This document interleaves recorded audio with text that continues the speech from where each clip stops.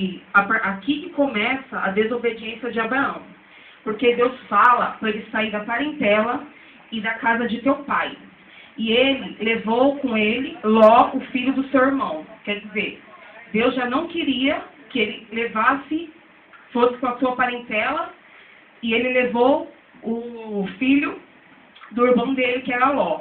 Então, o que me encaixou assim, que mais me chamou a atenção, que foi parecido com o que aconteceu comigo. Uma desobediência com Deus, que às vezes Deus nos chama e nós não ouvimos a voz do Senhor, mas fazemos a obra da nossa carne. Então, quando Deus fala para Abraão, saia da tua parentela, ele quer dizer o quê? Idolatria. Porque a família de Abraão era idólatra, então Deus queria honrar. E Abraão tinha que sair dali e não levar Ló.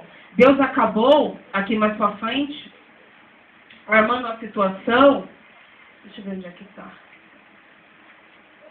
que é onde Abraão e Ló se separam, porque Deus não queria, que é no 13, que no 7 diz assim: houve contenda entre os pastores do gado de Abraão e os pastores do gado de Ló.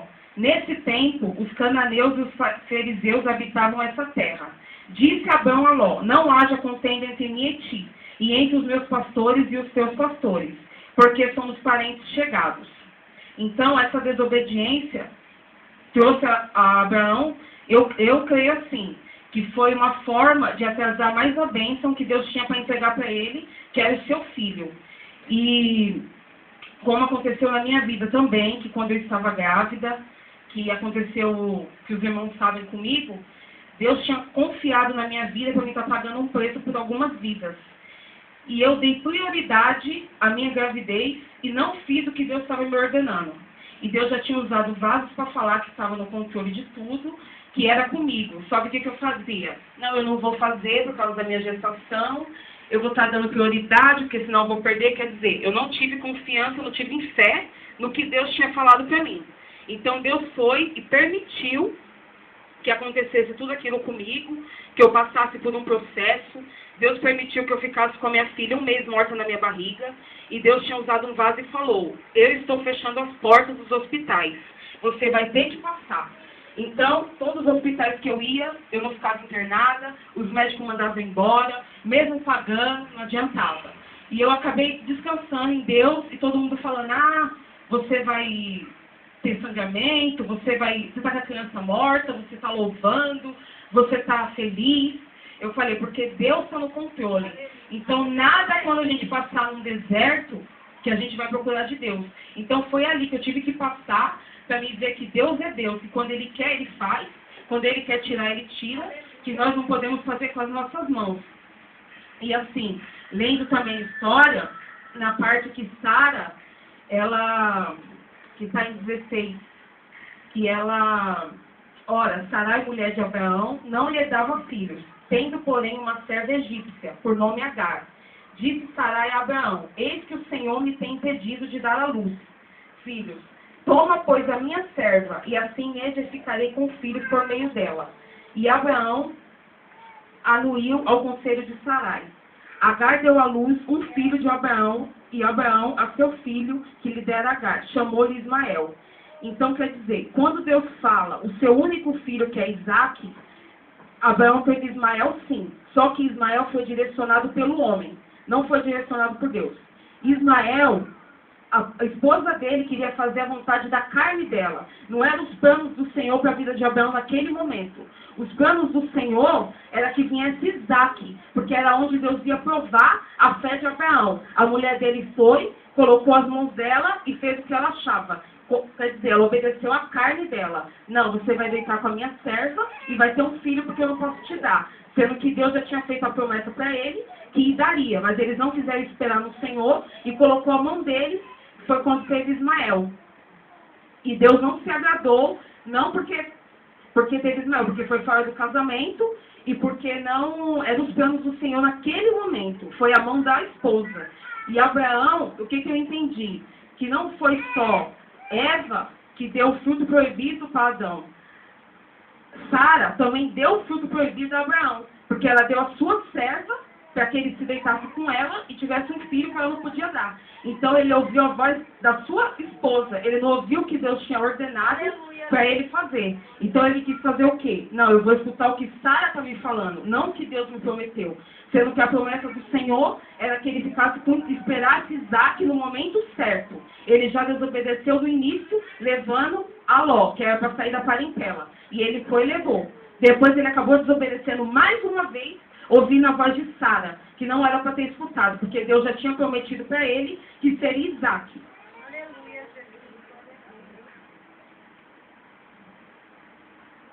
Aleluia, Jesus. Aleluia, Jesus. E assim, conforme eu estava fazendo, né, que Deus já tinha me dado essa palavra também, justamente pelo processo que eu estava falando com os irmãos, que eu tinha passado. E assim, irmãos, o que eu aprendi através aqui da vida de Abraão, através do meu processo, é que a desobediência custa caro, porque servir a Deus a gente não pode ser de qualquer maneira. E eu acabei fazendo de uma certa forma igual a Sara. Eu coloquei a minha mão, sendo que Deus já tinha me avisado que ele estava no controle daquela criança, tudo, e eu tive que passar por esse processo. Só que quando eu fiquei sabendo que a criança não tinha batimento, eu não murmurei a Deus. Eu saí dali louvando. Falei para Deus, seja feito o que eu queria, a tua vontade, porque eu já sabia que eu ia pagar um preço por eu não estar fazendo o que Deus tinha me ordenado, que seria um propósito pelas vidas, que o Senhor tinha confiado em mim. E eu acabei deixando de lado aquelas vidas e dei prioridade para a bênção que o Senhor tinha me entregado. Então eu coloquei em primícia, e Deus ele não aceita. Quando ele nos chama, nada pode ser em primeiro lugar, nem o esposo, nem ninguém. É Deus em primeiro lugar. E eu acabei colocando, deixei de fazer a obra, deixei de fazer tudo pelaquela gestação. E Deus já tinha me avisado que ele ia permitir que acontecesse. Não que ele me castigou, porque Deus ele não castiga ninguém. Mas nós procuramos o nosso deserto. Nós procuramos o nosso Egito. Deus ele quer nós na terra de Canaã, que é a terra de bênção, de vitória e de testemunho. E nós vamos para o Egito porque nós queremos ir para o Egito. Não porque o Deus é ruim, não porque Deus castigou. Não, Deus não castiga ninguém. Nós mesmos procuramos nos castigar. Não é Deus que nos castiga.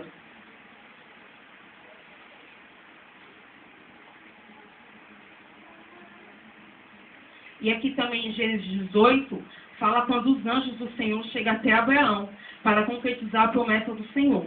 Abraão era um homem tão dependente de Deus, que se fosse um outro pensaria, porque naquele momento que os anjos foram lá, Abraão ele tinha de tudo. Ele estava na terra e Deus deu de tudo para ele, ele era rico de tudo. E naquele momento, creio eu assim, que o inimigo deve ter pensado, você vai mandar esses anjos? Abraão não vai dar crédito. Ele vai expulsar eles, porque ele tem tudo.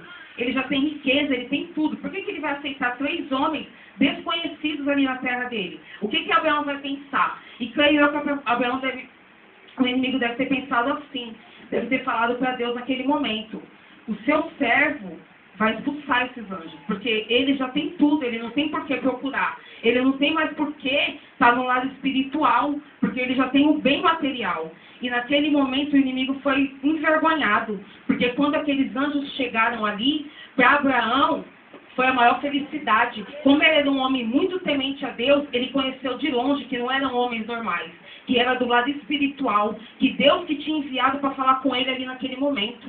Era uma resposta do Senhor. Então, o que eu aprendo também nessa passagem? Que nós não devemos, às vezes, julgar por vestes. Que às vezes Deus manda pessoas com trapos mesmo, para ver até onde a nossa fé está, até onde, porque às vezes é aquele que está com trapo ali que Deus vai usar. Não é aquele que está de terno e gravata e bonito. Porque Deus faz assim, da mesma forma que ele fez com Abraão. Então, Abraão pegou, recebeu esses 3 homens de Deus, esses 3 anjos, né? Que ele conheceu, porque ele estava ligado no mundo espiritual. Ele não estava ligado no bem material que Deus tinha dado para ele ali. Aleluia, Jesus. Então, naquele momento assim, o inimigo foi envergonhado, criou dessa forma. Porque a pessoa, Deus tinha dado de tudo para ele. Deus tinha dado a terra, e Abraão, ele conheceu Isso é muito importante. Ele conheceu aqueles homens do mundo espiritual. Ele não falou assim, porque se fosse hoje, 3 homens desconhecidos entrando numa terra onde a pessoa tem riqueza, vou chamar a polícia. Não, quem são esses homens? O que eles estão fazendo aqui? Abraão, ele não viu com os olhos carnais.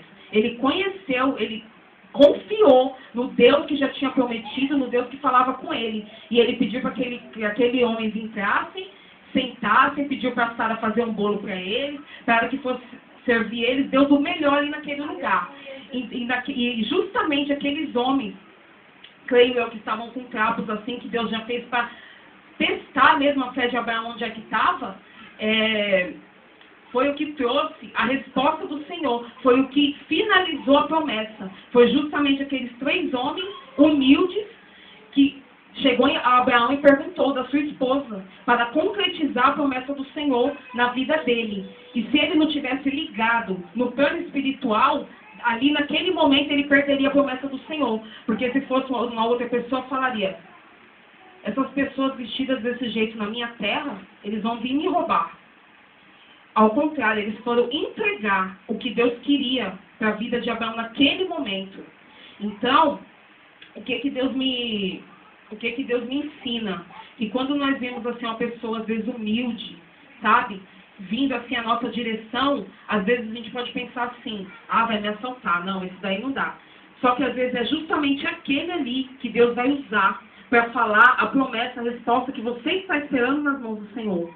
Porque às vezes, a veste não quer dizer nada. As pessoas às vezes, não está com terno e gravata, então não é de Deus. A irmã não está com a saia até o pé, não é de Deus. Não. Deus, ele usa uma criança, ele usa um animal, ele usa qualquer tipo de... Quando ele quer falar com o crente, ele fala. Então, me chamou muita atenção essa passagem desses 3 anjos que Abraão reconheceu. Foi como uma pregação que eu assisti, né? Que o pastor falava, que muitas das vezes um crente vai repreender um demônio e ele fala: sai em nome de Jesus, sai em nome de José, sai em nome de Maria. Aí o demônio fala: eu conheço Maria, eu conheço José, eu conheço Jesus, mas você eu não conheço. Isso é muito triste, como ele fala na pregação dele. É muito triste quando você está fora do mundo espiritual. Porque se o demônio não te conhece, você está fora do mundo espiritual. Porque se está tudo normal, algo está errado. Porque Deus não está. Se tiver tudo uma bênção, minha vida está uma maravilha. Alguma coisa está errada. Vigia, porque tem alguma coisa errada. Então, a gente tem que estar dentro do mundo espiritual. Para isso, tanto os anjos como o demônio têm que nos conhecer. Porque se ele falar: eu não te conheço, então você está mal. Porque você não está conhecido, você está fora do mundo espiritual.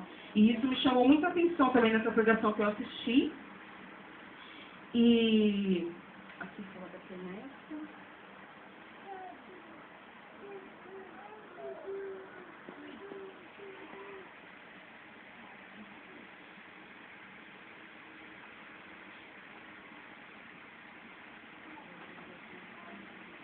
E aqui em Gênesis 22:2, diz assim: acrescentou Deus: toma teu filho, teu único filho, Isaque, a quem amas, e vai-te à terra de Moriá.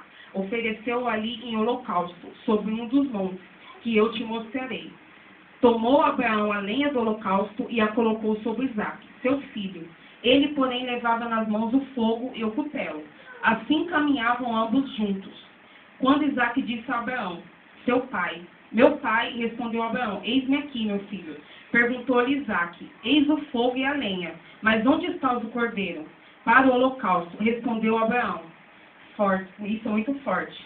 Deus proverá para si, meu filho, o cordeiro para o holocausto. E seguiam ambos juntos. Deus proverá para si é uma palavra muito forte, porque ele confiou, ele deu o seu único filho ali para um holocausto, e ele confiou e falou: Deus proverá para si. Será que hoje, no dia de hoje, nós teríamos uma atitude assim? De dar o seu único filho no holocausto e falar: Deus proverá para si. Porque Abraão, ele foi um homem totalmente dependente de Deus, é um exemplo grande de fé. E essa passagem assim de Abraão que me chamou mais a atenção foi quando eu estava justamente no deserto, como eu estava falando no hospital, foi quando eu li essa passagem, que foi quando eu estava passando ali pelo meu processo, e Deus me deu essa passagem, que eu tinha levado a Bíblia, né, e comecei a ler. E ali, Deus acabou usando até a enfermeira, que nem crente era, para falar comigo. E foi que se encaixou justamente com a história de Abraão. Eu estou bem longe dele, mas assim, se encaixou no momento do que eu estava passando ali. E eu acabei, ela falou, nossa, você está passando por esse processo. Várias mães aqui na maternidade com seus filhos, você não está, e você está louvando, porque eu coloquei o louvor. Aí eu falei para ela, eu falei, Deus é comigo, e Ele permitiu. Quem procurou isso foi eu, não foi Deus que me castigou por nada. Eu fui desobediente com Deus. E naquele momento ali, Deus me deu essa palavra, aí eu fui meditando nessa palavra e fui procurando mais a história de Abraão. E nessa parte aqui, que ele entrega o seu filho, foi a parte que Deus mais falou comigo assim, que Ele permitiu que eu ficasse, porque aquele mês que eu fiquei com a criança morta, foi o mês que eu mais busquei. E Deus falou, eu não queria você no Egito, eu queria você em Canaã, foi o que eu tinha te dado. Mas você desobedeceu, você foi para outro lado, você não foi para o lado que eu queria. Porque várias vezes a pastora falava, vai ter uma campanha e tal, e eu sempre me acovardava com medo de acontecer alguma coisa com a gestação, porque eles falavam que era uma gestação de risco, e eu ficava assim.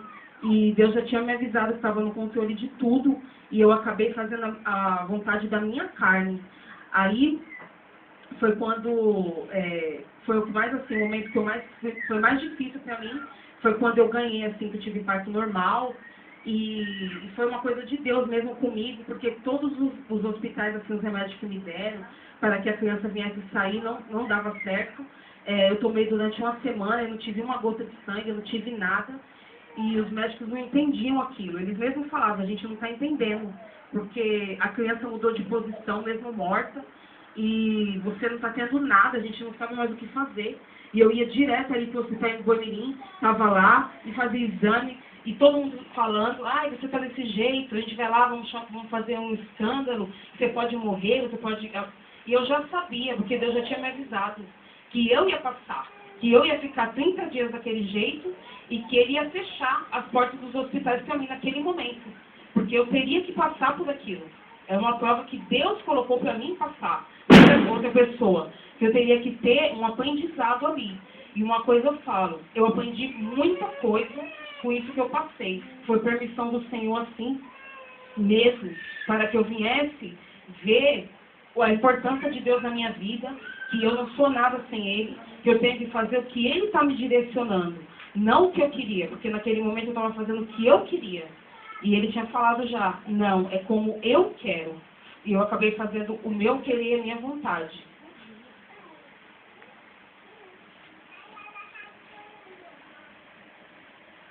Aleluia, Deus, glória a Deus.